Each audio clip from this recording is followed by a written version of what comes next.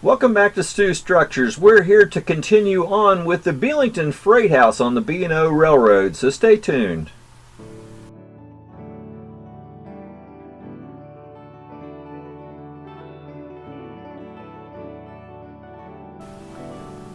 So welcome back. I am Mark Stewart. This is Stu Structures, and I appreciate you coming back and sharing this time with me.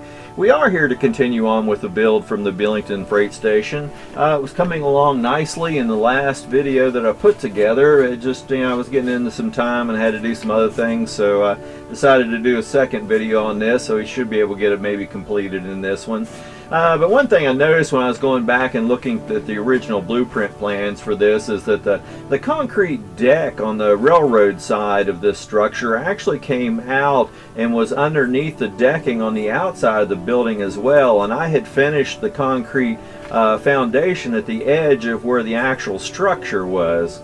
So I think I'm going to drop back and go ahead and add that on there. It really wouldn't matter. Most people wouldn't notice once I got the decking and everything on the outside. I don't know that it'd be a little noticeable, but not that major of a deal. But I'm just going to come back and add that on there. And then we'll continue on. The whole roof needs to go on it. I'm going to do some interiors so there's open bay doors are on the freight house. There's still a good bit to do with this building. So let's just jump into this and get started. You can see there's trim that surrounds everything that's painted a darker color. In my case, it'll be black instead of this dark brown color. But I'm going to use all this 1x6 pre-cut wood to do all that trim with. So, I just take it outside and rattle can a whole bunch of it black, and then come back and start cutting all the pieces and doing all the trim. And I'm starting with the back side. I'm wrapping the corners. I'm doing everything above the doors and windows, and just going all the way around the building, and just doing each side as I get to it. Some of the windows had trim pre-made on them, some didn't. And some of these windows where they set back in, once I get the trim on, I'm going to have to come back, and this wood that's exposed down in there, I've got to put black paint down in there too to hide all that open, raw wood that's down in there. So I come back and follow that up with doing all that on all the windows. And once I get the corners and everything all painted, and the trim on it, it starts to bring everything together, and it just covers up a lot of the rough edges and stuff that that I leave behind when I do work. I don't do the highest quality of fine scale on this stuff I do. I kind of throw it together quick. I could probably do a little better fine scale. I just don't. I'm okay with it when it's done. It looks good to me. Now on the opposite side from the tracks, there's no deck on the back of this building, but there is a wood bumper that goes underneath all the bay doors. So I cut this piece of basswood and pre-paint it black, and then go ahead and glue it on as a bumper outside the doors on the back side of the building. Another thing that it had for protection is on all the posts that separate the bay doors, there's actually steel iron angle that comes up 5 feet. So I go through and use this angle and cut all my pieces that I need to do all the posts on either sides of the doors, and just take them out and rattle can the exposed side black, and get them ready, and then I just glue them into place on the posts on either side of the doors. So now they have their steel protection on those to keep people from running into them and damaging the wood that supports the roof and everything. And I do that on both sides, and once that's done, all the trim and the basic color to the walls is pretty much done at that point. And it's all coming together. Now I got to start working with the foundation on this side here and get it straightened out. Now I'll show you in these plans here, the foundation does come out underneath the platform on the railroad side. It's included with the foundation of the building. And then there are rafters and joists and supports above that actually support the decking, but the concrete comes clear out to the edge. So I'm going to go ahead and just cut the plywood and the stuff I need to extend this platform out and make it look like it's part of the original foundation. I said plywood, but I meant balsa wood. I have this real thick stuff that I used for the other foundation. I just cut strips in the sizes that I need to extend this out, and just come back with some wood glue and glue all that out and add it on to the other foundation to extend this out. Now on the sides where all the wood meets and in the corners, you know, they just don't have real flush, and I don't want it to look like there's wood meeting there, so I just use a little bit of this green putty in the corners and sand it down to give a nice, closer to a concrete look. Then I come back and just use this real thin basswood and go ahead and cut enough pieces that it will form all the decking on the top of that whole area once I get it all in place. And then I use my knife upside down and scribe all the boards in the top of this. Now, it does look better to lay individual boards, but I'm just going to do this in pieces like this. Then I come back and add all the floor joists and that type of thing underneath of it that'll support all the decking, and glue it into place and paint the outside edges black all the way around. And come back and glue all that decking board to the top, and then well, first I stained it and then glued it to the top, not the other way around. But you know, that's the decking pretty much done.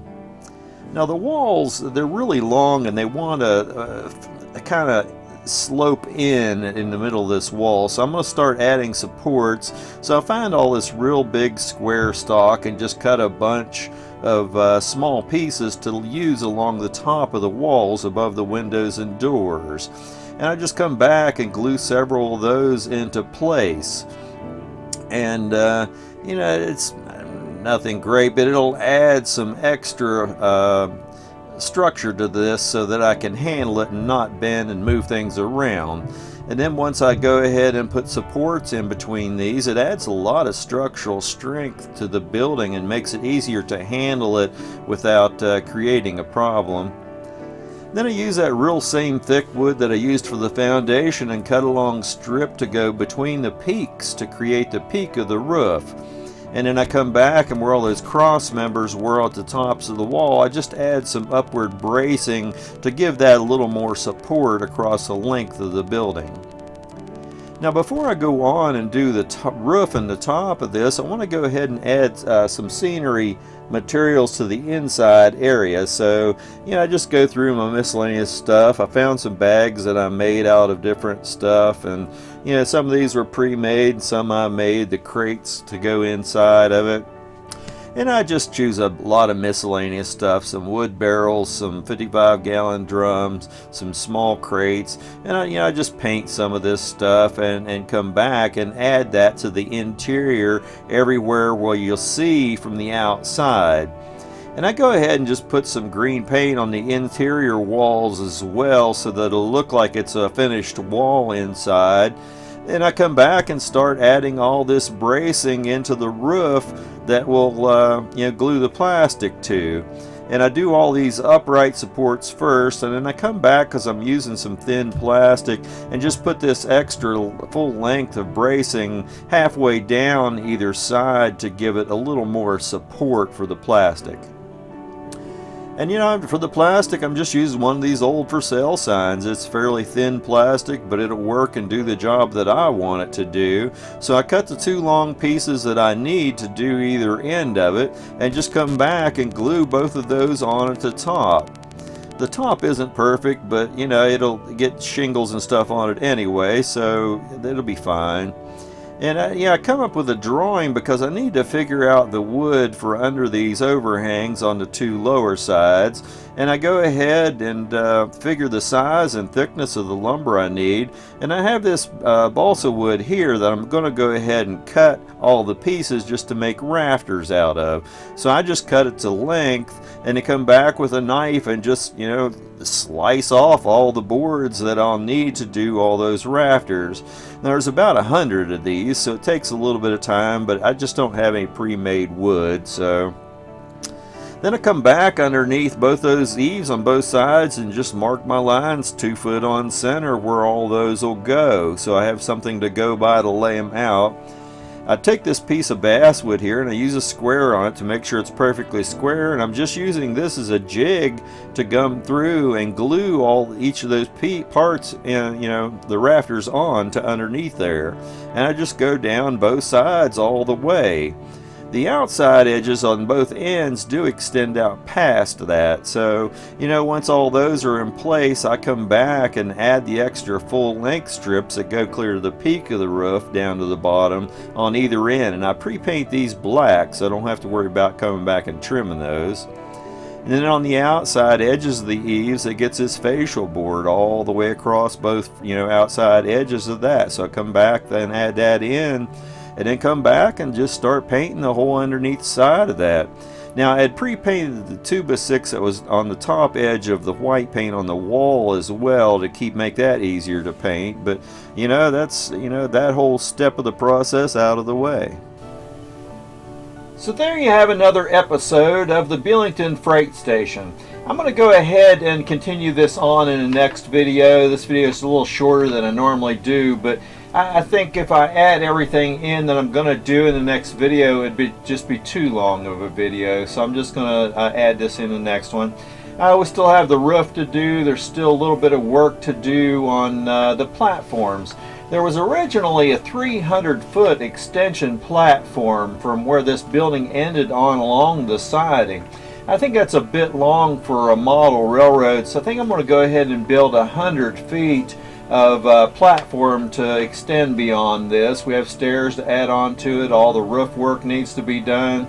There was some specialty type gutters that went on this building, which actually I should have added them on the scale house when I built it, but I did not. They were on the original structure and I just didn't include them in the model that I made of the building. But it is a unique type of a gutter system, and we'll get into that in the next episode as well. And then there's some details and stuff to add to it, so it's going to take up a little time, so I'm just going to put it in a fourth video. But anyway, thank you for coming back and sharing this time with me. I do appreciate it. Like and share my videos, and subscribe to my channel. Hit the little bell icon down below, and you'll be notified when I have stuff coming out. I have a lot of builds coming up, a lot of structures and various things in the works. So keep me tuned in, drag out your trains, play, scratch, build some structures or something to put on your model railroad. You'll have a great appreciation for it when you're done. It'll mean a lot to you, and it's not that hard to do. So scratch build something, just jump out there and play and hone your craft a little bit, and just happy model railroading.